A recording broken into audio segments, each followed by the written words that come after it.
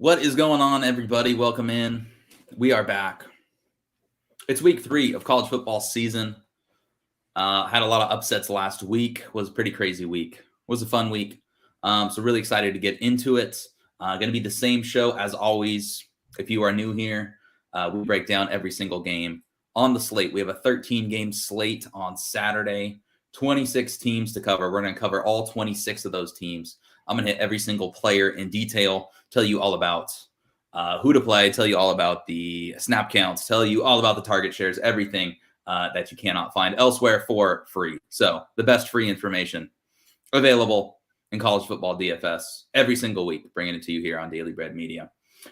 Before we get started, co-host Kevin Now. How we doing, Kevin? Good, man. How are you? I'm all right. Last week was great, man. We got rid of Scott Fraud. It took a loss to Georgia Southern, but I'm all right with that. I was going to say, I'm assuming you're a happier man now that Scott Frost is no longer in your life. I am. Scott Fraud can go away. All right. Let's get into it. Yep.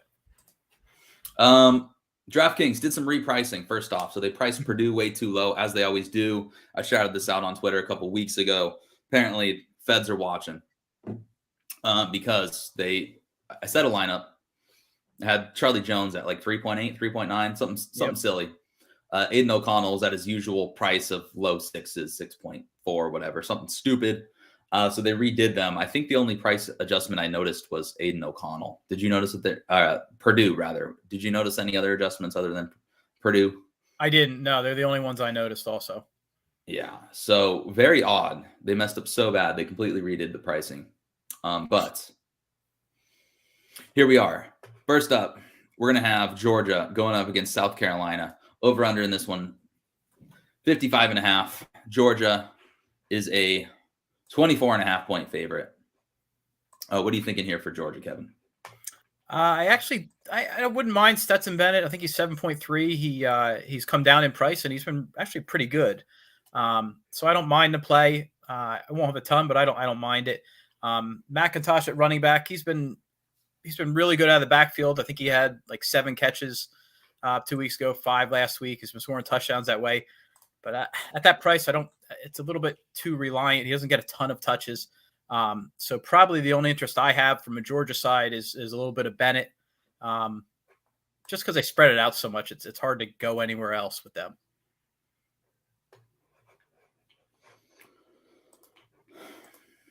Yeah. So I'm not really going to play much Georgia. I don't really play Georgia. Worth pointing out, Stetson Bennett, apparently now he's a Heisman contender. So we'll see how that goes. He's priced up at 7.3. That's actually not a bad price. They're throwing the ball all over the yard this year, a bit different than they normally do. Kenny McIntosh, their running back, 6.7K. That's a bit expensive for me. It is worth pointing out he does lead the team with 14 targets. So you kind of have a nice floor there with the receiving work. But it's Georgia. We know they're going to rotate the running backs. We know they're going to keep Kendall Milton at 5.1K involved. Dewan Edwards at 4.4. They're also going to fit on the field. If Andrew Paul was healthy, they'd fit him on the field, but he's out for the year. But now we know what Georgia does with their running backs. It really isn't interesting unless they have a DeAndre Swift. And even then, it's not as interesting as it normally would be. Other than that, the wide receivers, Lad McConkey leads the room with 10 targets. Brock Bowers is priced down for him at 7K. He was priced up. DraftKings, their algorithm for tight ends, they just totally priced everybody all over the place really low, except for Brock Bowers. Like Michael Mayer was below 4K for the first 2 weeks. They finally fixed some of those tight ends, but not all of them. We'll talk about one of those on the flip side here with South Carolina. But Bowers only has 7 targets this year. They really haven't needed him. They blew out Samford. Kirby Smart took it easy in that one with Samford. They have coaching connections on the other side. So he obviously didn't want to blow them out. I think they could put a number here on South Carolina. I watched that whole game against Arkansas. Arkansas was really beating them up. That game was never even close. It was not as close as the score indicated. I think it's pretty evident that the hype train on South Carolina was too much. I know it's early in the season. They have a lot of new pieces. They could get better. But I think Georgia's probably going to put a number on here. The issue is there's not really anyone to play. So I guess if you want to play Stetson Bennett or Brock Bowers, that's not the worst thing in the world. But really nothing for me. The only interest I would possibly have in this team is if Eric Gilbert, at minimum price, if he started seeing the field more, but we just haven't seen him this year. So no way I can throw a dart at this point. On the flip side, for South Carolina, what are you looking at here, Kevin? Georgia should, like as you said, Georgia should spank them. The only possible interest is a dart throw with Wells at wide receiver for 42. I think he had 8 catches last week, like 190 yards. So he's obviously their number one receiver, number one wideout. He's worth a shot at that price, but still pretty much a dart because Georgia should house him. Yeah, absolutely no interest in playing quarterbacks or running backs against Georgia. So Marshawn Lloyd is going to have a good season, but not this week. Spencer Rattler, not sure he's going to have a good season, and not this week. Yeah, Antoine Wells is the guy at 4.2. I called him out last week. I put him in a lineup or two, and then I ended up taking him out. I didn't have him in any lineups by the time Locke came, and he had 36 points, so I'm really mad at myself. This kid's a really good player, transferred from James Madison. He balled out last year, and James Madison looks pretty damn good this year. Tied for leading the nation in scoring with another team we'll talk about later on in the slate, another surprising team. But yeah, this kid's a baller, Antoine Wells. Jaheim Bell, the tight end at 3.3. The algorithm is completely broken on tight ends. Weird thing is they're using him in the backfield. He actually had 4 rushing attempts a week ago after having 7 in week 1 against Georgia State. Now has 11 rushing attempts and only 4 receptions. He did not, in a game they were trailing, he did not have a single reception last week, and that is worrisome. He was on the field for 38 pass snaps and ran a route on 94% of those. So he is running routes quite a bit. But what would be concerning there is that Stogner has really been on the field a lot more than him. Austin Stogner, a tight end, who I don't have interest in at MINN price, but he's just a guy again. The algorithm's broken. He had 68 yards and 5 receptions a week ago, and he's on the field running a lot of routes for a team that just rotates their other wide receivers. I'd be interested in. Antoine Wells has 18 targets through 2 games, so the target shares there. He's the only wide receiver I would look at personally. All right, moving on. Oklahoma versus Nebraska. Obviously, Scott Frost is fired here, so I'll throw it over to the Nebraska fan. What are we expecting in Game 1 sans Scott Frost? I mean, I think they're going to come out fired up. I think they're, kind of the shackles have been unleashed. So Whipple's still going to call the plays, so that's great. Everyone loves Mark Whipple, so I don't expect a huge change as far as the offense goes. I think Thompson is a fine play at quarterback for his price. Obviously, Grant has been a workhorse for them. He's priced way too low this week. And then at wideout, I kind of like Trey Palmer the best, but you can't. Marcus Washington, I think, is 3.8, and he had 100 yards last week. So you can go with either guy. So I think overall they're pretty low priced, and I think they're going to, I don't know if they're going to win, but they're going to score 28 points, I would think. I really like this game. I played the over at 64.5 when I saw it on Monday. I mean, like you said, Whipple's still there. The offense isn't going to change whatsoever. We know Oklahoma on the other side with Jeff Levy is probably going to score points. I really like targeting this game in general, for sure. As far as Nebraska, Trey Palmer is priced way too low. I'm glad you called him out at 4.2. He's the guy I would look for in run backs here. I'm not a huge fan of game stacking. I think the slate is not the best, but in general, unless you're very, very confident, I think it's more of a dart throw than anything. In college, you can just set such a loaded lineups, and the pricing is so far off that you're kind of just usually getting too cute for a game stack. It pays off sometimes, but not a full game stack. Usually 3 or 4 players at the most, I would say. But anyway, I like Trey Palmer. He has 25 targets already this year. Marcus Washington at 3.6K. I just don't know what they're doing with the pricing on these guys. It's very silly. He also has 16 targets. They're pretty much the 2 wide receivers in full-time roles here and the guys I would look at. Other than that, it's Alonte Brown at 3.5K. He's splitting time with Isaiah Garcia Castaneda, who, again, for some reason is minimum price. Not sure why. He has the good-looking 24 points per game because the only game log he has on here is against Northwestern. But he only has 9 targets, so they're going to split. They're going to split time, but for a passing attack that I think is pretty good, and they're going to be playing from behind, and over under that's close to 70. I wouldn't hate any play on Nebraska here. Anthony Grant is also too cheap at 6.2K. This guy's just falling out. He's falling out. He's got the workhorse role that a lot of people did not predict, but it is there now. And then Casey Thompson at 6.8K. I like Casey Thompson. The quarterbacks this week we'll talk about. I don't love any quarterback this week. There's like 5 or 6, I would say, Kevin, that I'm interested in, and Casey Thompson's one of them. He shredded the Sooners for 388 yards and 5 touchdowns last year when he was on Texas. And I know he doesn't have exactly the same skill players surrounding him at Nebraska, but he is in the Mark Whipple system. When we saw we saw what that does for quarterbacks and for wide receivers. So I like him. He only has 11 total rushing yards on the season, but he does have 4 rushing touchdowns. And I think that rushing volume is going to keep being there this year. So I really, really like Nebraska this week for sure. All right, let's turn it over to Oklahoma. Going to be one of the probably more popular teams on the slate, and they're priced way up, but they do like to score points. What are you thinking here for Oklahoma, Kevin? They do. I just don't know that I can get there on price with Dillon Gabriel. At that price, he's only averaging like a 25. I can get much cheaper quarterbacks that I think will put up similar numbers. So I don't think I get there on Gabriel at that price. I like Eric Gray's price at running back. He's really cheap. So I think he's worth a shot. And then at wide receiver, obviously Mims is their main man. He had a huge week last week, but he's really expensive. So, I mean, I can go with a Gabriel and Mims stack, but it's going to cost you. So just depends on where you want to go elsewhere. I'll have some Oklahoma, but I won't have a ton.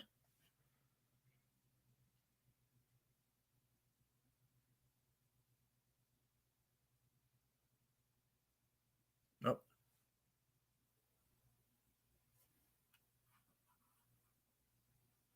Hello? All right, so Dillon Gabriel at 9.5K is too expensive for me. He does. I mentioned it. I love the Levy system. I don't love that Dillon Gabriel is not a running quarterback in the Levy system. He runs a little bit, sure, but he's not. He's not going to put up prolific rushing stats, and that's what I love about the Levy system. So he's still interesting to me, but that price is pretty crazy. Going to be difficult for me to get to. So notes about this game: it is Oklahoma's first trip to Lincoln in 13 years, which is pretty crazy.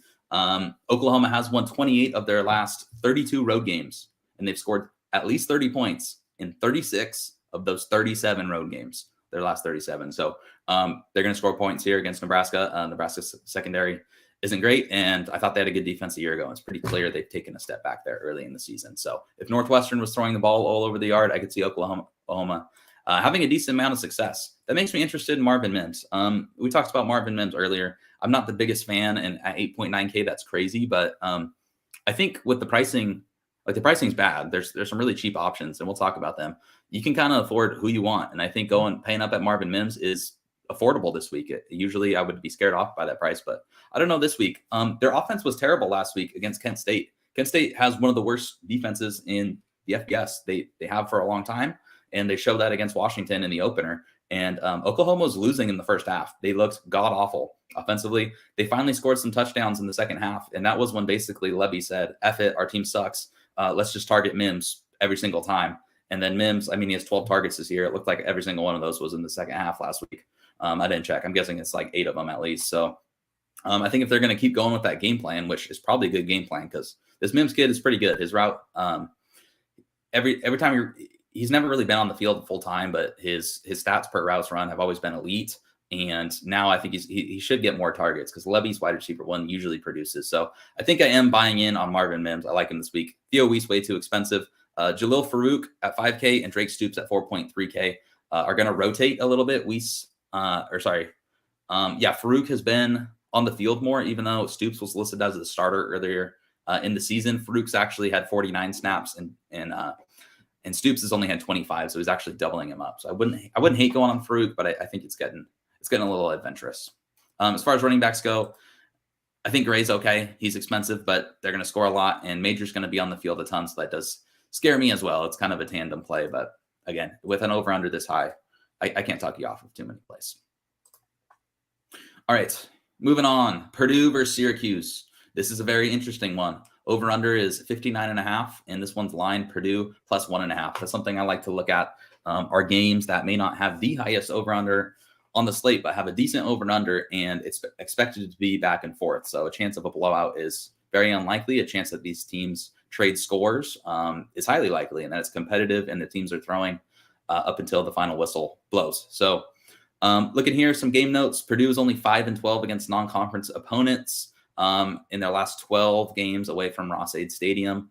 Syracuse is 2-0 for the first time since 2018. They're looking to have a special year, beat the crap out of Louisville, and then obviously beat the crap out of UConn because it's UConn. What are we thinking here on Purdue with their new prices, Kevin? Obviously O'Connell, he's still not he's still not where he should be. So I can certainly play him at his price this week, just like every week. And then Charlie Jones, really expensive, but worth it. So he gets humped every week. I mean, he just gets targeted a ton. So you can do worse than an O'Connell Charlie Jones stack. And like you said before, you can certainly afford it. So yeah, give me some Purdue this week. I don't have any interest in any of the running backs, so it's just there's no point in starting Purdue running back.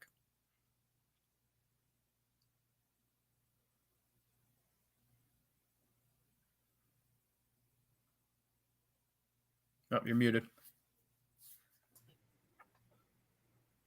Okay. It's a three-way split at running back, even though King Daru is out. So you have Downing at 4.9K, Kobe Lewis 4.4, and McCoby at 3.1. So even though King Daru is out, they're still going to split it three ways. I like Purdue this week. I think the price change is going to scare a few people off. And I'm not saying they're a must play, but I definitely like them.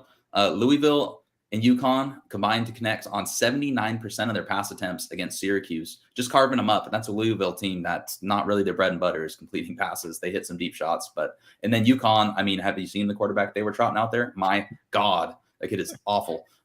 He was thrust into playing time. Their starter got hurt, so not his fault. But anyway, Jeff Brom, he chose to pass the ball. This team wants to throw the ball. We know they do. He chose to pass the ball 18 times in their final 19 plays against Penn State. So with 6 minutes remaining, they threw the ball 18 times, ran it once. That's what this team wants to do. If it's another close game here against Syracuse, I could see them having a ton of success. I could see a huge week for Aiden O'Connell. I don't like that he doesn't have rushing upside. I love him just about everything else about Aiden O'Connell. I'm always down for Aiden O'Connell. They changed his price. Maybe that just gives us better leverage on the ownership. As far as wide receivers go, yeah, it's obviously Charlie Jones. This kid has just stood out. He has 28 targets the first two games. Tracy has 9. Durham has 9 to lead the way. I think Payne Durham, I think one of these secondary options is going to have a bigger week. I obviously like Jones. If you can pay up for him, I don't see why you wouldn't. In cash, it's hard to get away from Jones with that volume. Brock Thompson is out again. I tried to tell people in the offseason, this guy has metal rods in his knees. He had 2 surgeries, and he's never been healthy. But I don't know. Everyone wanted to draft Brock Thompson anyway, and they all wanted to play him week 1. I don't understand it, but he's probably not going to play again this week. He's tried to play in both of their other games, and both times he had to come out of the game because he's not healthy. So they should just sit him out because this kid, he's going through it. Let's just say that. At 5.6, I wish I had a better price on Tyrone Tracy, but I'm still going to make a case for Tyrone Tracy. I get that I overdrafted him in the offseason, and I get that. But Jeff Brom, the first thing he said, I'm exaggerating a little bit, pretty much the first thing he said after their week 1 loss where they blew the game against Penn State is that he has to find ways to get Tyrone Tracy the ball. What did they do the next game? Well, they came out against an FCS school. They actually absolutely blew the doors off. He had 2 touches in their first 3 plays. On their first 3 drives where they scored a touchdown like right away in all of them, he had 6 touches, led the entire team in touches. Just Charlie Jones got the touchdown. Now that they're shorter on running backs, their starter King Drew's out. I think Tracy's going to get even more rushing work. I think it's pretty clear to me that Tracy is the second option, and on a Purdue team where the second option is valuable, and where I think nobody's going to play him, I'll play a little bit of Tracy. Tournaments only for sure. It's definitely risky. TJ Sheffield, I don't know what's going on. They were playing him over Tracy in the slot in week 1, and then I didn't even see him on PFF. Like, I don't even know if this guy registered a snap. Wasn't watching because it was Indiana State, but I'm not sure what's going on there. Payne Durham, the tight end at 4K, I still think he's going to have a decent year. It's very odd they haven't been using him. He's always been very hot or cold, and he's been cold to start the year. So if he has a blow-up game, they're going to need someone to step up. Like Charlie Jones is having a great year, and he's catching teams by surprise. But this guy is no David Bell. He will not continue to put up 40 fantasy points per game all season long. And the volume, they just cannot keep targeting him 20 times. They're going to target him a lot. I still like him in cash, but something's going to have to change because he's not the second coming of Randy Moss. He's just not. All right, looking at Syracuse, what are you thinking here, Kevin? I think the pricing is broke on the on Schrader at quarterback. It's just crazy, his price.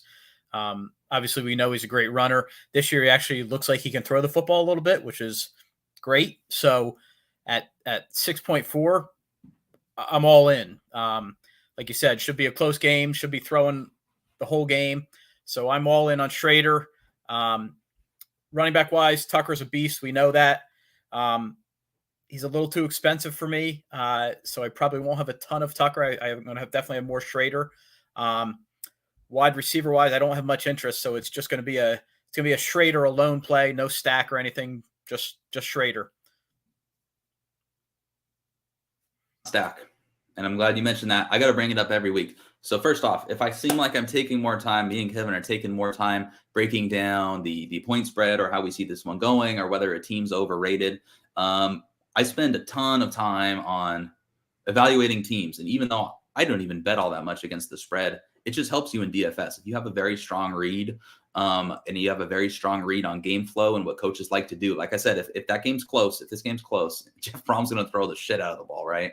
If this game's close, Robert Anai, the new offensive coordinator for Syracuse, that's why we had Brennan Armstrong last year. That's why we had that beautiful DFS season for Virginia. We know what these guys are going to do. So, yeah, the price is broken on Schrader. It's almost impossible for me not to play him, Kevin, and I hate when this happens. Yeah. But I just don't love the quarterbacks this week, and he's priced at least $2,000 too low, I would say. And he's an elite rushing threat, and the system's throwing the ball a lot. I love him, and I agree. I wouldn't stack him. I mean, the wide receiving options are really gross. Yeah. So their backup tight end leads the team in pass snaps through 2 games. He has 51 pass snaps. He has a cool name, Maximilian Mang. But anyway, he's done absolutely nothing at 3.2K, but he's put up no stats. Second is Gadsden. He's another tight end. He's listed at 6.3K. Orlando, what's his name? Orlando Gadsden? Yeah, I remember his dad. I'm old. I remember his dad playing in the NFL. There we go. He did something, didn't he? Yeah. He had a famous gaffe. Didn't he mess up? Yeah, I forget what he did, but he also had a decent year. Yeah. He wasn't awful. Well, his kid is good. He's a beast. Yeah. He's big, but he's more of a tight end red zone threat. The volume's probably not going to be there. And just their wide receivers haven't done anything. So your top 3 guys are going to be Alfred at 5K, Courtney Jackson at 4.5K, and I believe it's Queeley who's also been on the field at 3.5. No, it's not Queeley. It's Ben Cooper. Devon Cooper. Where is he? He's priced at min K. Okay. I didn't notice that till now. Devon Cooper is going to be on the field for a team that passes a lot in his min price. So if you really need somebody, I don't love stacking, but he's I mean, they've played like UConn, so their pass snaps are a little wonky, but they've thrown the ball a ton, and he'll be out there. He has 9 targets on the year. So if you want a guy who's probably going to get 5 targets in his min priced, there you go. Tucker's really expensively priced for me. Purdue was really good at stopping the run a year ago. They lost the defensive coordinator. They lost George Karlaftis. I really don't know what Purdue's defense is. What I do know is they played Penn State, and Sean Clifford, he finished with over 300 yards and 4 scores. So if Sean Clifford can do it, I don't see why Schrader cannot. All right, moving on. Western Kentucky versus Indiana. This is a fun one. These 2 teams played last year. It's just a fun, weird matchup. I'm glad more games like this need to be scheduled, in my opinion. Power 5 versus G5 games that are not really supposed to be a blowout. Even when they are supposed to be a blowout, you get what App State did. You get what Marshall did. It's all good football. But 6.5-point favorite for Indiana. That one is coming down. I believe it opened at 9.5, and it's already down below a touchdown, crossed a key number. So I think the Sharps are loving them some Western Kentucky. Over-under is 59.5, so this could be a juicy one for fantasy. What are you thinking here for Western Kentucky, Kevin? Yeah, I actually think the Hilltoppers might win the game outright. So, I think all those guys are in play. I don't mind. I don't mind Reed at 7.8. I don't have any interest in any of their running backs. Just they don't run it enough to actually, do anything. I do love my guy Daewoo Davis at 5,200. The kid is a stud. He's a really. I'll have a lot of Daewoo Davis this week. They should be throwing all game. Corley is higher priced. Had a bit of a dud last week, but I would say he's still 1 or 1A. If I had my druthers, though, I'm going Davis at the cheaper price. And like I said, I think Western Kentucky can win this one. Yeah, I'm split on this one. I don't have a good read on it. Honestly, I just don't really like Western Kentucky this year. I don't feel confident in that. I like that they're going to throw the ball a ton, and I like that for fantasy. They lost Zach Kitley. They lost Bailey Zappi. Like, they lost everything that made them good. And they used to be good at defense a couple years ago, and now they're not. Then all of a sudden they got amazing offensively and were bad defensively. And now I think they're okay offensively and bad defensively. I don't know what this team is. And Indiana was god-awful a year ago. So I don't really have a great read on either one of these teams. That being said, Austin Reed at 7.8K, he could throw the ball 40, 45 times. So I never hate that, but he can't run. and he's playing a step up in competition. Don't play the running backs ever. Malachi Corley at 8.1K is priced too far ahead of David Davis. I'm glad you called that out. David Davis has a massive 28 targets already on the season, whereas Corley only has 11. Corley's gotten the touchdowns, but not the targets. That probably won't continue. Behind them, it's Matheson at 4.1K and Jalen Hall, the Western Michigan transfer, at 6K. Those guys are kind of splitting time. Matheson has 46 snaps on the season, whereas Hall has 68. Hall is tall. Hall is very fast. I could see him having a big game, but I do not like the price. I think if you're playing anyone here, David Davis is probably going to be the top option. All right. Indiana. What are we thinking for Indiana? I can't get on Bazelak. I just can't get on him.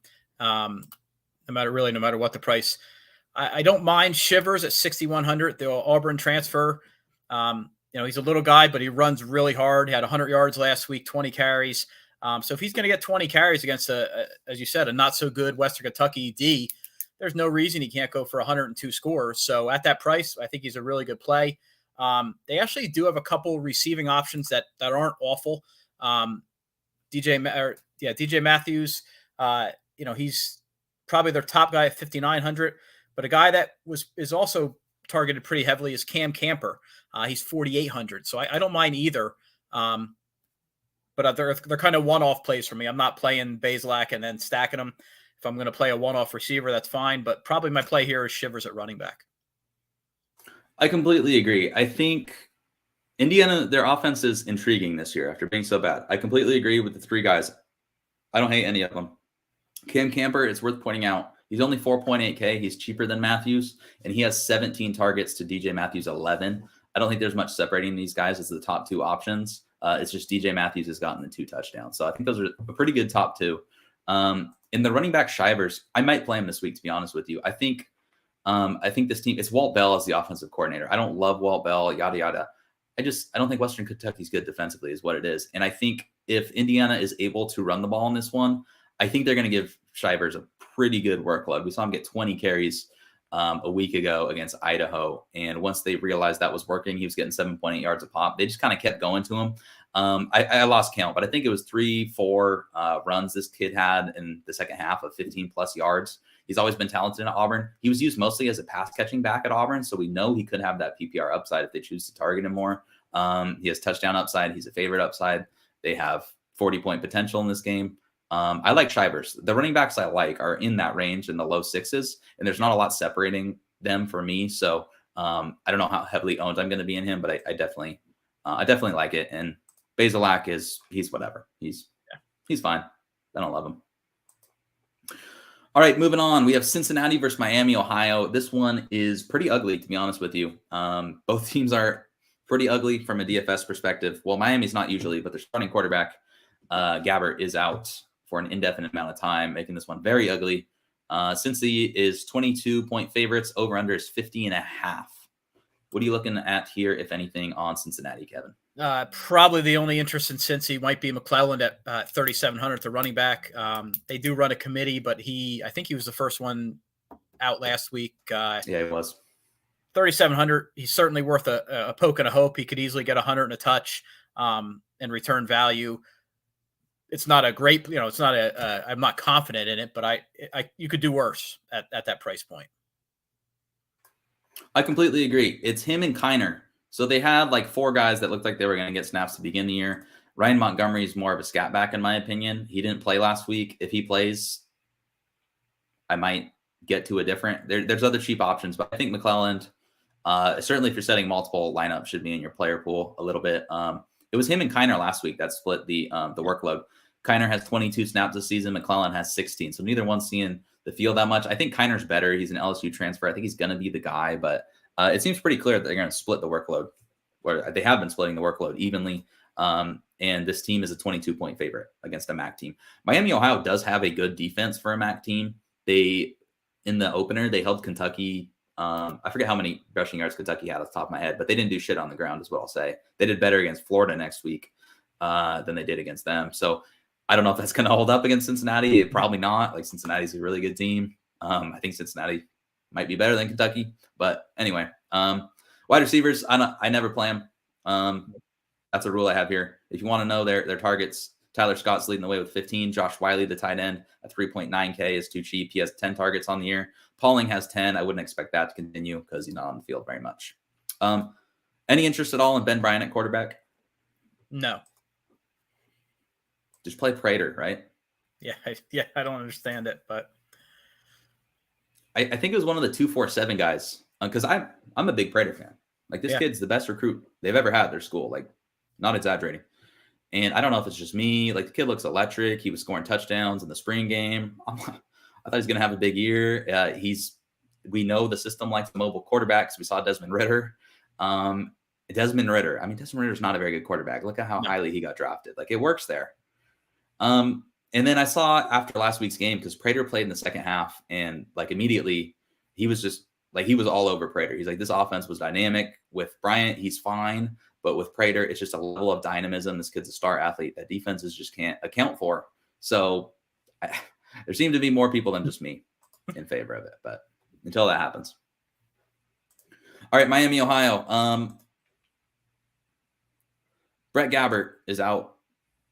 They usually have a pretty good passing attack. Avion Smith going against Cincinnati. Good luck. Running backs, they give about 100 of them carries, and I have about 0% interest regardless. Wide receivers, Mac Hippenhammer, Penn State transfer. After Jack Sorensen graduated with one of the nation's leaders in targets a year ago, supposed to be Mac Hippenhammer's job. Had 2 touchdowns a week ago against Robert Morris. Obviously, it hurts not having Gabbert, but he's a great option. And then Miles Marshall at 4.3K is an Indiana transfer who will be on the field, and Jalen Walker, their other star, 3.6. These wide receivers are pretty cheap here, Kevin. Any interest on a run back in a team that should be trailing all game? Possibly Hippenhammer, however you say it, because he gets just a lot of targets. But I don't generally like playing schools against Cincinnati because their defense is always pretty good, and they just muck it up. I generally don't play a lot of guys against Cincinnati.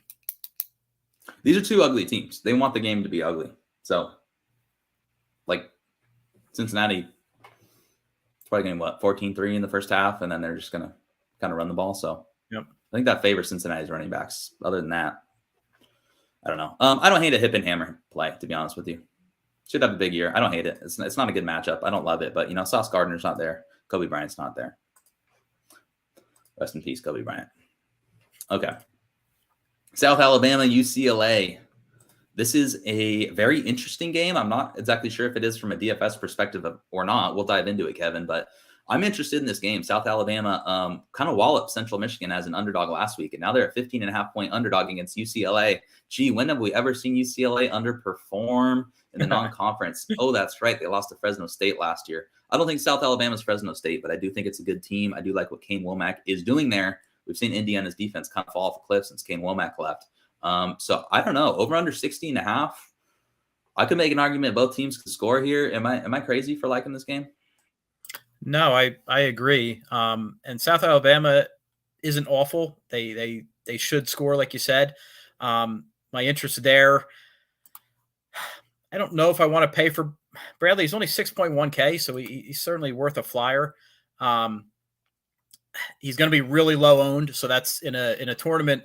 That's what you're looking for, is that low ownership percentage. And there's no reason he can't have 300 total yards and 3 total scores.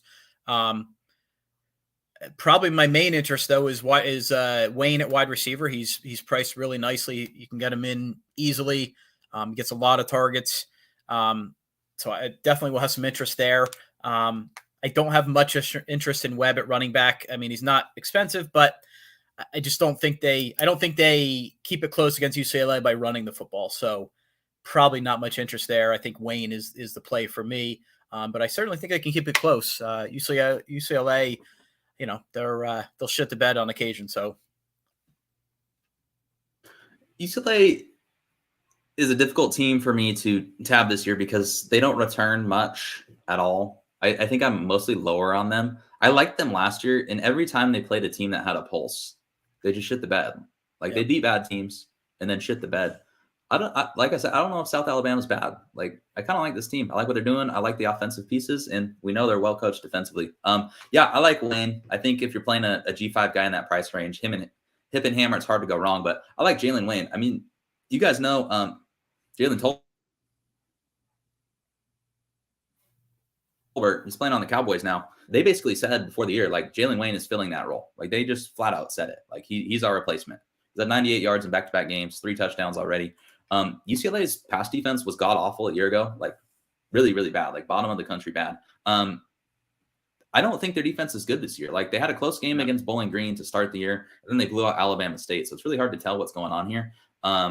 I just don't think they're good. They took a bunch of transfers. They got like a bunch of transfers from Wyoming. They got the Murphy brothers from North Texas who are pretty good. But like the whole defense is just random transfers. It's just like, it's like Island of Misfit Toys, kind of. And we haven't seen them tested. I could see South Alabama doing something. I agree with everything you said. I kind of like these guys. I don't hate a play on Webb. Bradley, that's pretty crazy. I'm not sure I'll get there, but he threw the ball 40 times. And again, they should be playing from behind and over under of 60. But I think Wayne is definitely the top option.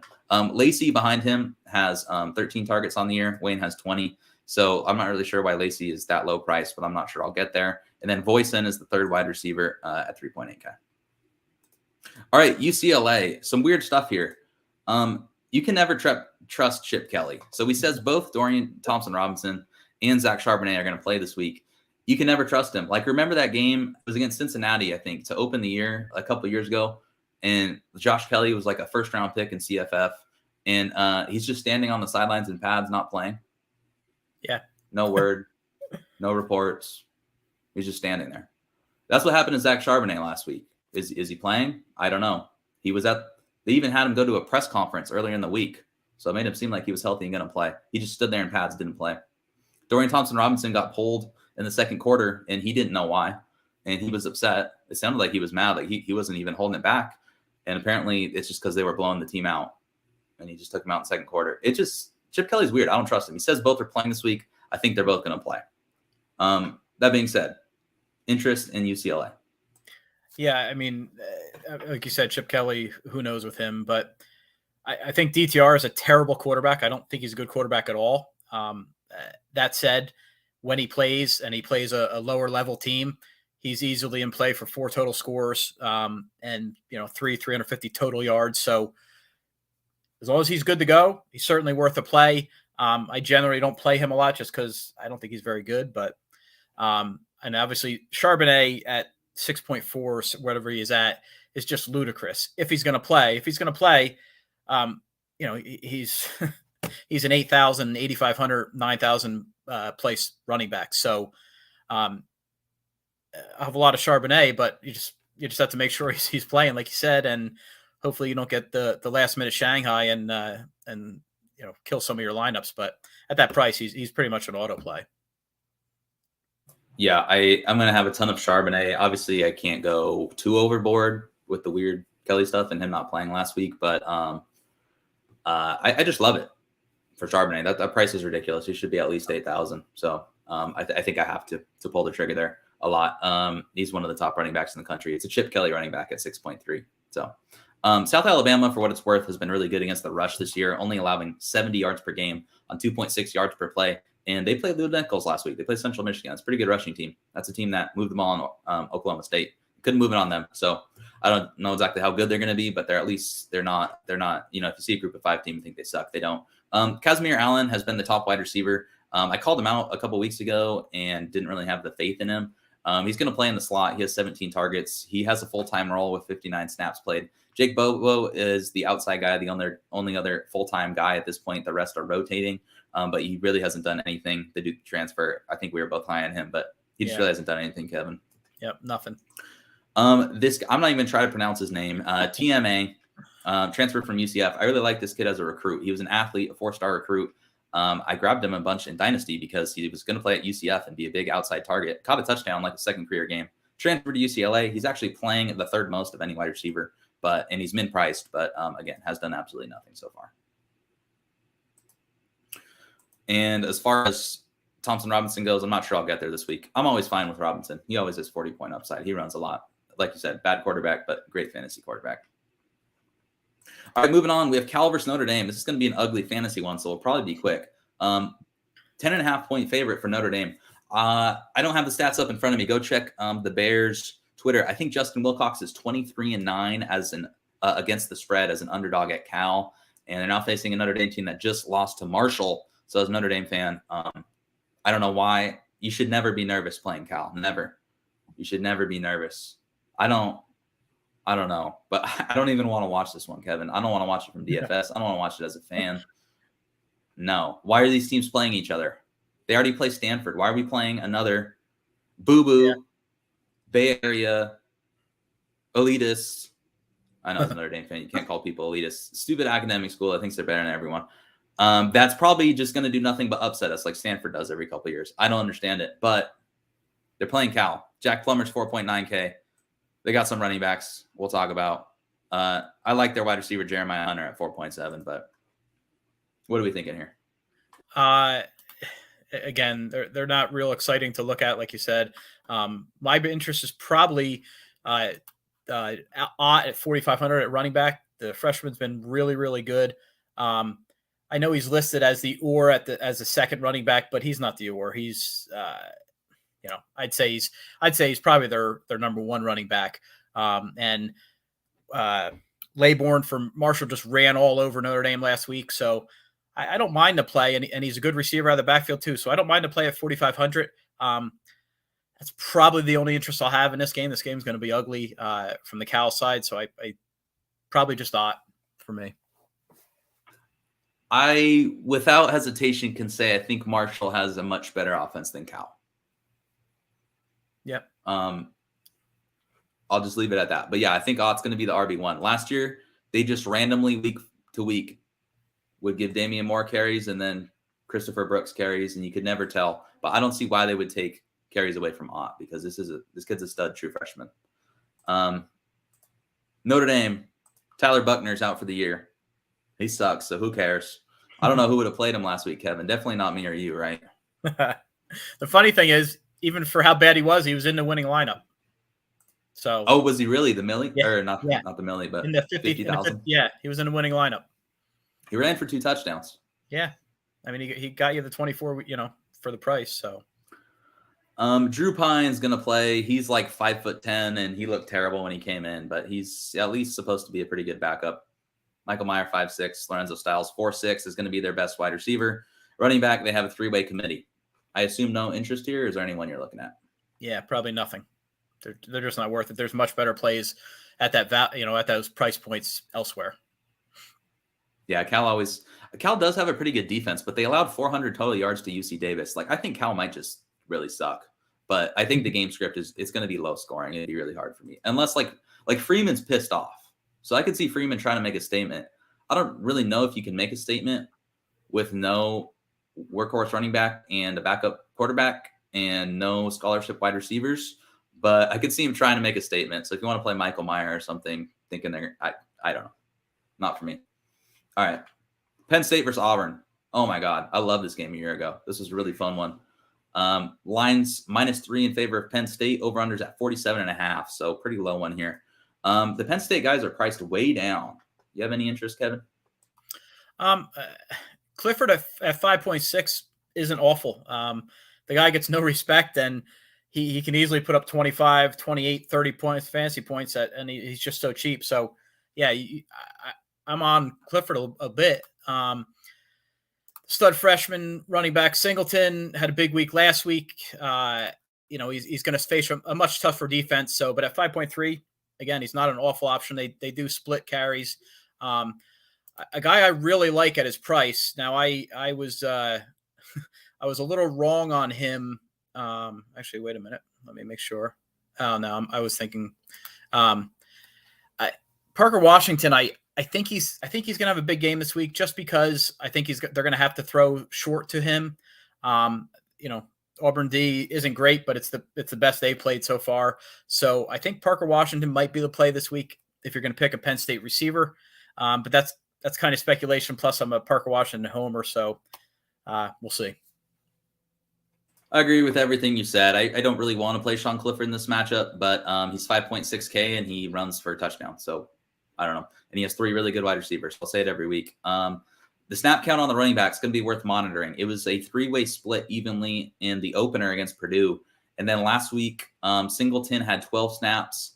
Allen had 10, and then Lee only had 1. So it looks like Lee's going to be phased out of the rotation. Singleton and Allen Singleton and Allen are taking over. I don't hate your Parker Washington shot at all. The targets so far, Tinsley at 5.8K. He is actually Clifford's roommate for what that's worth. He has 17 targets. Lambert Smith actually is second with 10, and then Parker only has 8. But I think Parker's too good to keep off the field forever. I think he had a touchdown that was called back last week. I was watching on my phone at a taqueria, making my lunch run, and I think it was him who had a touchdown called back.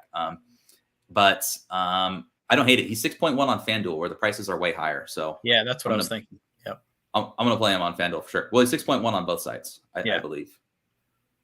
All right, Auburn. TJ Finley got pulled and then put back in the game. He is a bad quarterback. Robbie Ashford can run a lot, but it looks like they're going back to Finley, so maybe they'll both play in this game. Auburn doesn't know how to have a functional wide receiver room, but they have 2 really good running backs. So I assume if you have any interest, it's in the running back room. Is that right, Kevin? Yeah, for sure. I mean, Tank at 56 is a really good price. If they're going to win, he's going to have 25 carries, and at 56, he's a really good price. He had a good game at Penn State last year. It's in Jordan-Hare this year, so I like Tank. I like Hunter too, and his price is good. If of the 2, though, I'm going to play Tank because I think they're going to ride him. But you never know because Auburn is Auburn, and I don't know what the hell they do most of the time. But my interest would be in Tank. Yeah, I don't hate it. Not a priority play, but the price is simply too cheap. These running backs are both really good. I really, really, really like both these running backs. Jarquez Hunter is one of my favorite. I love watching this guy play football. I don't know if I'm excited for this game or nervous, Kevin, because this is a huge game. Some media personality called it a must-win game for Auburn this week, which sounds crazy, but Harsin is on the hot of hot seats. Yeah. And if they lose this one again to Penn State this early, it's just things could go south really, really, really quickly. Really quickly. I could see players sitting out soon if they lose a couple in a row. But if they win this one, this team's not bad. Like they can match up with Penn State for sure. If they win this one, I mean, I don't know whether I'm excited or nervous to watch this one. So with the game on the line, with the season, I mean, the season's not on the line, but it's a big game for Harsin, and he loves his running backs. I could see Tank getting fed in this one. All right, moving on. Ole Miss, 16.5 favorite. Point favorite against Georgia Tech. I remember talking about this one in the summer, saying you should bet Ole Miss. I think it was -10 or -11 before the price goes up. Well, the price went up, -16.5. Oh my goodness. Over-under is 63, so Ole Miss is expected to score a lot of points. They have not announced a starter at quarterback. Luke Altmaier got the start last week after Jackson Dart did in week 1, and then Altmaier got banged up. Jackson Dart came in and played a lot better, so I would assume it's Dart, and DraftKings is assuming it's Dart because, oh my God, he's priced at 9K, but who knows? Kevin, what are you thinking here for Ole Miss? So I think I like Ole Miss a lot in this game, but I don't want any of their quarterbacks because I don't want them. I think there's a misconception. I think people think that, Lane Kiffin throws the ball over the field and is this high-powered run and shoot. He's not. So they do score a lot of points, but they run the ball a lot. I think they run it at like a 60% clip. And the way they price their 2 backs this week is it's ludicrous against Georgia Tech. So your boy Zach Evans at 6.5. He's damn near a must play. He hasn't scored touchdowns to that this year so far, but I think this is the week he does. So I think he's an elite play. And then the freshman kid who's just a beast, Judkins, he's 3.5. Lane Kiffin can't get enough of the guy. I have no problem playing both in the same lineup, stacking both backs, because for 10 grand total, so 5K each, you're locking up probably 200 total yards and 3 to 4 rushing touchdowns. You said it perfectly. I love both of these running backs. I'm going to play a ton of Zach Evans. Yep. I do not think he's quite a must play, simply because you could argue that Judkins is the better price adjusted play. I think Judkins is probably the best pay down option this week as big favorites against a very bad defense. This kid is impressive. He's averaging 5.5 yards after contact per rush. 5.5 yards after contact per rush, and he's getting carries. He's already made 18 missed tackles forced. This kid is a baller at 3.5K. I really like him. Wide receivers, I'm not big on any of them. I guess I'll surmise it by saying Mingo has 9 targets and leads the receiving room, but he's priced up. And then Michael Trigg, we have another case of the broken tight end DraftKings college football algorithm. I don't know why he's 3.4K. He got 3 touchdowns a week ago. You going to be getting a Trigg this week? He's not a bad, certainly for the price. The only thing that scares me off of Trigg is he's really touchdown dependent. So he has 9 catches on the year, and a third of them are touchdowns. So if he's not getting the touchdowns, he's getting you 2 for 20. So, yeah, I think I would prefer if I'm doing the pay down options here, which is I think how I like this team other than Evans. Yep. I think I like Judkins in cash and Trigg in tournaments. I like them both in tournaments, but I like Trigg in tournaments more. Georgia Tech, I don't really want to talk about this team. Jeff Sims sometimes is a good fantasy quarterback. He hasn't shown that this year, but he can run. Are you possibly considering him at 6K in tournaments? Nope. I will have no Yellow Jackets this week. Just doesn't move the needle for me. So I'll let someone else play those guys. I don't think I'm playing Sims. I wouldn't talk you off of it in tournaments. Ole Miss is one of those defenses where the whole team is transfers, so who knows what to think. Kind of like UCLA. The difference is I think this defense has looked pretty good, and I've heard good reports, so I think the defense is not bad. But yeah, Sims, I don't know. He could throw it 35 times from behind, and he could rush for touchdowns. So he's one of those guys you never know what you're going to get. It's like Jameis Winston.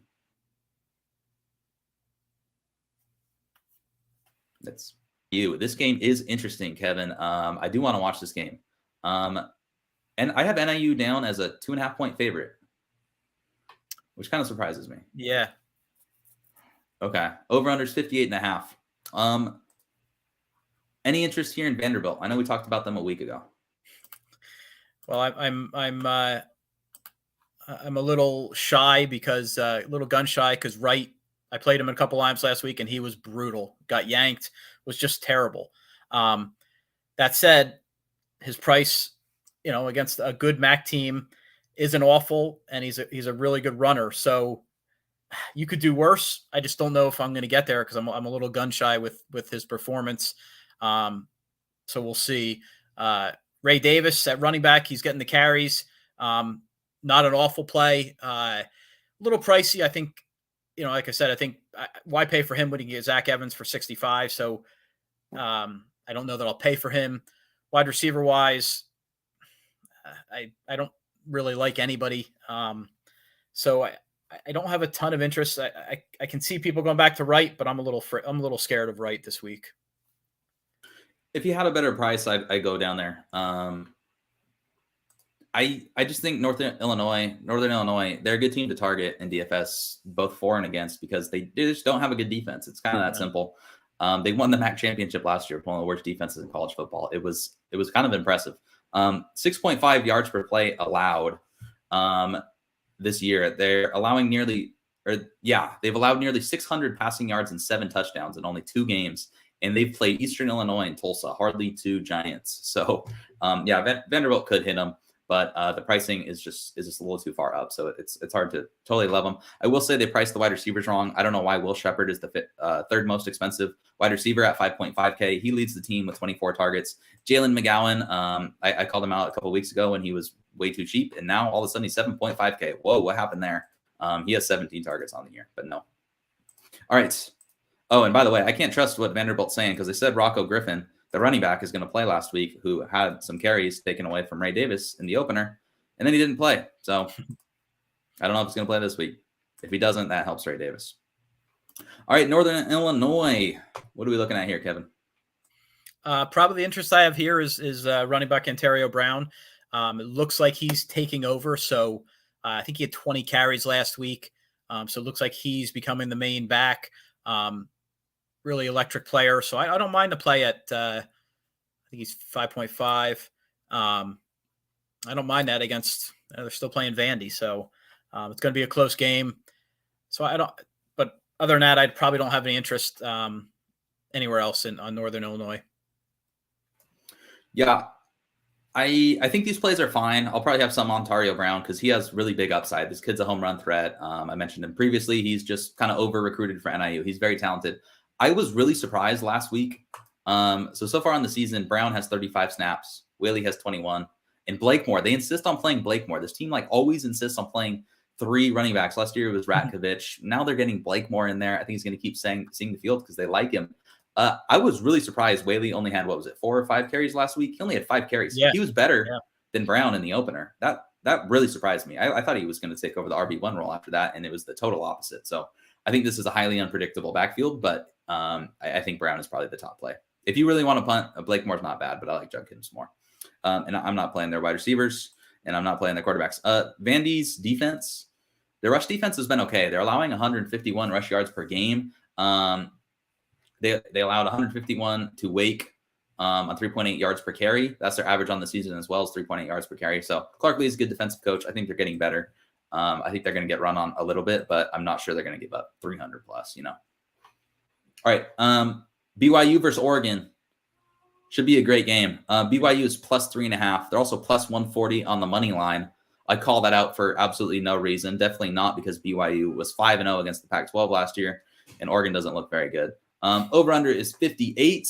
The forecast does call for potential rain showers. I saw BYU was practicing in the rain, but when I looked at weather.com, said a high of 65 degrees with cloudy skies and only a 24% chance of rain. So I'm not sure that practice in the rain is going to help them all that much. What are we thinking here for BYU, Kevin? Love Jaron Hall at 6.7. He can pass, he can run. So I like to play a lot. I actually think he has a really big game. Christopher Brooks, the transfer from Cal, I don't know what to think there. So last week, I think he only had 13 carries. I'm probably not going to pay for him. I just don't really have any interest there. The interesting thing for BYU is the wide receivers, right? So Romney and Puka didn't play last week. My guess is I don't think Romney plays. I think Puka does play. So Puka's in. So if Puka plays, obviously, he's probably their number one. If neither play or if just only one plays, you got to like Roberts at 3.2. He blew up last week with both Puka and Romney out. So if one of those guys misses, I think Roberts is a decent punt at that price. I mean, he's going to be in a highly contested game, so he'll play a lot. So you can do worse than that. Roberts had a breakout game last week.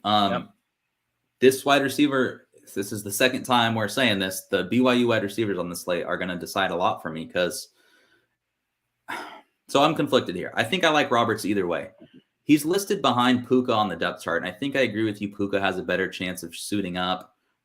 They said Gunnar Romney 2 weeks ago. He said he was fine. He's just waiting on the doctors to clear me. So I don't know if he was trying to put pressure on them by taking those quotes to the media.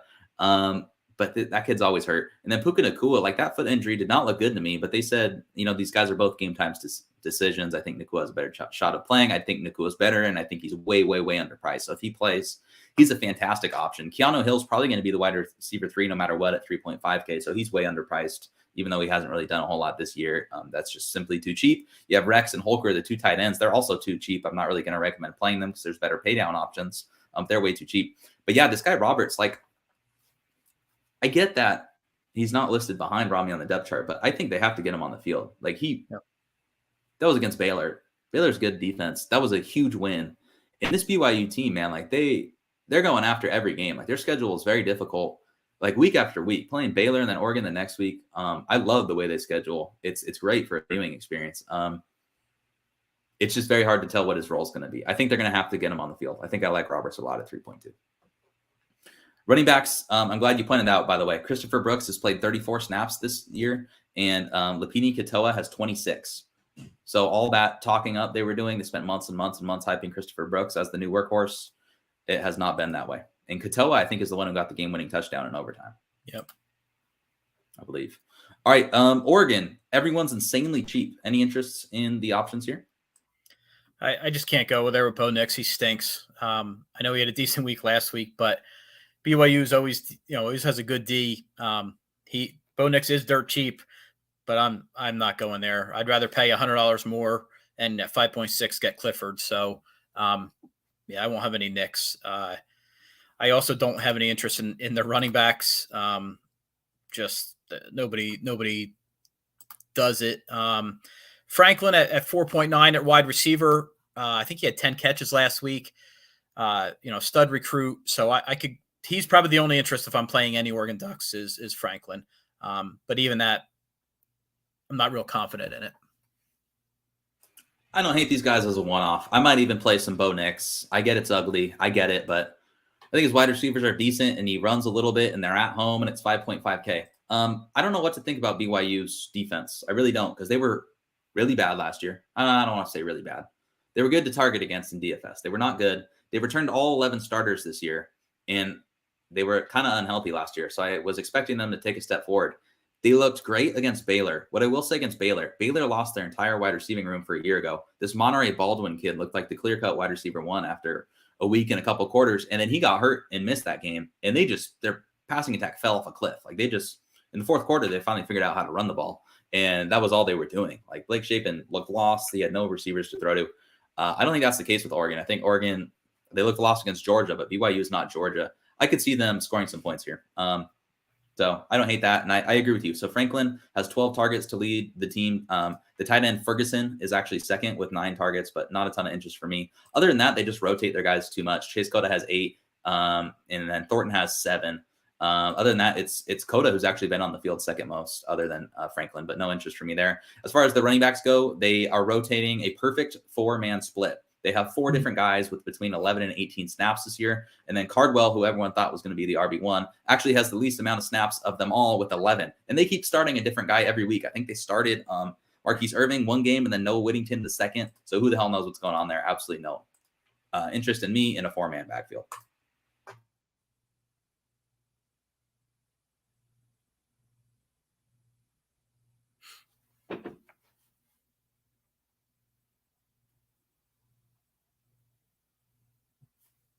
I think you froze.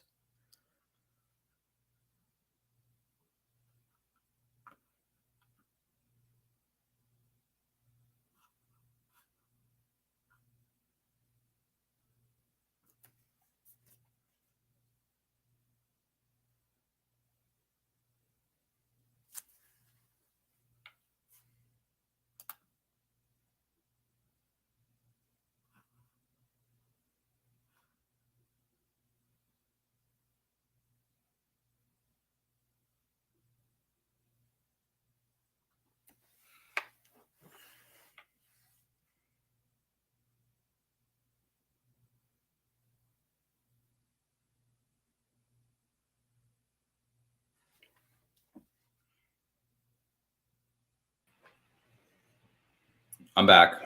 All right. I assume you covered Colorado and why you are putting them in all your favorite lineups this week. Yeah. Colorado, they might be the worst team in the country. They're awful. So no reason to play any of those guys. I agree. If you want to get super crazy in tournaments and need a punt, I don't think that Deion Smith should be 3K. They're running back. They're operating a split backfield between him and Fontenot. And Smith, this kid's coming back from 2 ACL tears. He actually leads the team with 89 rushing yards on 18 carries. So not a lot, but almost 5 yards per pop. And he scored 1 of their 2 touchdowns this season. He has half of the total touchdowns. But we're bearing the lead, Kevin. This is a Mike Sanford revenge game against Minnesota. He's going to run the hell out of the ball. Yeah, gross. Any interest on Minnesota? Well, obviously Mo is Mo. Anyone can run in Colorado, so he should have 150 and 2. The problem is he's really, really expensive. I just don't know that I'll get there price-wise. I have no interest in Tanner Morgan. The guy's been there 12 years and still stinks. Wide receiver-wise, I don't play Minnesota wide receivers. Altman Bell, he's talented, but he has a game where he blows up, and then he has a game where he has 2 for 17. So just not worth it to me. I would think Minnesota runs for 350 yards and 4 scores here. So Mo and Potts, but Mo's hard to pay for. He's really expensive. Take a guess at how many rushing yards Colorado has allowed through 2 games. I would think it's a lot. 400, 450, 500. 710. Oh my gosh. Yeah. And what does Minnesota do? Run the hell out of the ball. So yeah, they've allowed 710 rushing yards and 9 touchdowns. That one might be even crazier. 9 rushing touchdowns. I don't know if I want to give them a pass. So one of those games is Air Force, which obviously they run. But Air Force didn't just run. They ran for 430 yards and 5 touchdowns. Like, they ran early and often. TCU, you don't think of as a running team. TCU couldn't throw the ball. Colorado should have stolen that game. Like, it was a 1-score game late in that. TCU couldn't figure out what the hell they were doing offensively. Like, they really couldn't figure anything out. And it was a home game at Folsom to start the year, Folsom Field. They should have stolen that game. They have no offense. And eventually TCU just started running the ball, and they ran for 275 yards and 4 touchdowns. So, oof. I will say, for some reason, Minnesota has run the 11th most plays nationally, but I don't expect them to play with tempo. With Kirk Chiaraka as their new offensive coordinator, I do think the passing game is going to be a little bit more explosive. Surprisingly, Tanner Morgan actually is second nationally in yards per attempt. 12.5 yards per attempt, but he only has 37 attempts through 2 games. So if you really want a cheap option, I guess you could play him. Maybe, I don't know. But yeah, I like the running backs. Ibrahim's on the field more than I thought. I thought Potts would be on the field more. He's been fine because he's getting touchdowns, but it's the Ibrahim show again. Ibrahim, he deserves the price, I suppose. Like, he's fine. I'm not going to sit here and say Ibrahim's not a good player or anything, but like, look at the teams they're playing. New Mexico State. And then who is that? Western Illinois? Some shit team. I mean, he has good volume and he has 2 touchdowns each game, but I don't know, 130 yards, over 20 carries. Look, it's fine. I don't know. I don't see why he would have a better game against Colorado. I guess because Colorado's given up 100 million yards through 2 games. All right, last game of the evening. Just got some alerts, some news on my phone. Good timing. So Brandon Campbell and Tajon Henry are both expected to play for Houston. That was one of my questions in this game. I want to watch this game. It seems like Houston, every game they play is just going to go into overtime. So I'm interested. The line is +9 for Kansas. Over under 57.5. Kansas is the highest scoring team in the nation. I think it's 55.5 points per game. They're number 1. They're tied with James Madison. That's probably not going to continue all year, but they can hang a banner while that's the case. Any interest in Kansas here, Kevin? I mean, Devin Neal's he's a stud. He's 6.4 or he's 5.4. So he certainly is in play. Houston usually is pretty good against the rush. But I mean, Neal's a game breaker, so he could easily take one to the house for 80. So at 5.4, I think he's a good play. They're going to score some points. Like you said, this is going to be a decent game. Obviously, they're not going to score 40 or 45, but they're going to score some points. So I'd take a shot on Neal. Probably just Neal. I don't know if I can get there on their quarterback. Yeah, I think their quarterback's fine. Dana Holgorsen. They need to stop putting this guy on the slate. Because every time he's there, I have to research his teams, and I just hate what I see when he's giving interviews. Oh, my God. So I'm reading up on what he thinks about Kansas's offense, and he just has to keep dropping these weird, insulting messages. I don't know what he's doing. So he lost against Texas Tech, and I'm reading, and he goes, well, first thing about Kansas's offense is that, they're more multiple. You don't know what to expect. It's not like Texas Tech where all they do is drop back and pass. Like, I forget the wording he used. I don't know if he called them one-dimensional. That's all they do. You know what's coming. Okay, they just beat you. You should have won that game, and you lost because you're Dana Holgorsen and you don't know how to coach.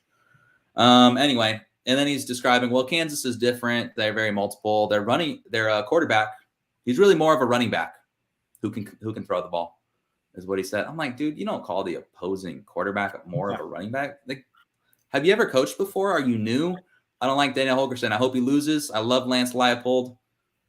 I hope he upsets Houston. I really, really, really hope he upsets Houston. Anyway, their players are fine. You called them out. Devin Neal's a decent play. Daniels is okay at 6.5, but they're not going to keep throwing the ball all over the yard as the season continues. Houston had a really good defense a year ago. They haven't been great this year. They allowed 35 points and 441 total yards to UTSA on 6 yards per play. They did allow 468 yards to Texas Tech. But that was only on 4.5 yards per play, and that's against the Zach Kittley offense. I really don't fault them for that. I think their defense is fine. Houston priced way up this week after being priced way down some weeks before. They kind of got the Purdue effect here. Are we still interested in them this week? I know we've been all over them. Yeah, I mean, I don't mind a Tune Dell stack for the price, like you said, because you can afford anybody this week, anybody you want to play. And Kansas is still Kansas defensively, so I don't mind it. Running backs, I'm probably going to shy away from. Like, I think Campbell, as you do too, is the better back, but he's not great fantasy wise, and with Taysom Henry still getting carries, probably avoidable. So really, my only interest would be a Dell Tune stack and see where that goes. Yeah, don't hate it at all. Completely agree. Not a priority play, but you can see some one-offs. Dell leads the team with 17 targets. Matthew Golden, the very impressive freshman who you called out week 1, he's second with 9 targets. Manjack played more snaps last week after I called him a part-time player, but still seems like him and Keyshawn Carter are going to still be splitting some time a little bit. I think any of these guys are fine plays in tournaments. I think Dell is fine in cash, but I still prefer him in tournaments with his long speed. And Brandon Campbell, I think, is a tournament dart throw because there's better options on the board for sure. Price-adjusted plays, but like Kansas, I don't know. Like Kansas might be able to score some points this year. I don't think they're going to be a shootout team all year, but that game against West Virginia a week ago was a total shootout. So, yep. I could see some viability in tournaments. All right, Kevin, we did it. We covered the slate. As far as me looking this, like I said, there's no stud quarterbacks to me. I think the guys in the cheaper range, just kind of pick and choose your poison. Probably some mid-range plays for me. I'm usually not in the mid-range this week. I think I'm going to be in the mid-range in tournaments. Running backs, this whole range is beautiful with Charbonnet, Evans. If you like Brooks, I don't really. That whole range is beautiful. 6.1, Shivers, Grant, etc. You can pay up if you want to. I guess my question here for you, Kevin, kind of have the option to pay up at running back with either Gray, Tucker, or Ibrahim. And then at wide receiver, you have Mims. It's not a good wide receiver slate, but you still have Mims, Jones, Dell. Do you prefer to pay up at running back or wide receiver this week? I'm probably paying up at wide receiver this week. Running back wise, that 6K, that's the sweet spot. You don't need to, in my opinion, you don't need to pay up at running back. But I'd rather pay up at receiver this week. Dell, Jones, Mims. I'm not paying for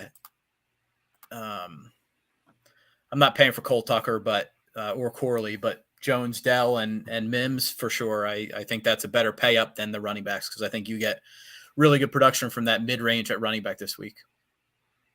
I agree. Mid range is awesome. Running back, you have a ton of options. Wide receivers, this is I'm going to call it. I don't know if I want to say really poor, but this is about as poor as it gets for a main slate on DraftKings for wide receivers. There's options, but like we said, 3 of the good options are priced 7.9K or above. So I think if you find the right mid-range options at wide receiver this week, you could have a big advantage in tournaments. Like I don't love any of these guys, but there's a lot of cheap options. You can pay up for just about anyone. Like I said, there's some really good pay down options with Judkins and if Chase Roberts starts. That's very hard to miss in lineups. All right, guys, that's going to wrap it up. Any final thoughts, Kevin? Just play the tournaments and we got to take one down. It's early in the year, but we're ready to do it. Yeah, it'll happen. It's a matter of time. All right. Check out Debbie Watch, CFF content, DFS write-ups. Check them out. As far as props this year, if you're wondering why there's no props, no prize picks on the show, that's because you can now find my props at fantasypoints.com. All right. Good luck this week, fellas. Thanks for watching. As always, you guys make the show. Be sure to like, be sure to subscribe, be sure to follow Daily Bread Media on YouTube and on Twitter. Signing off. Sayonara.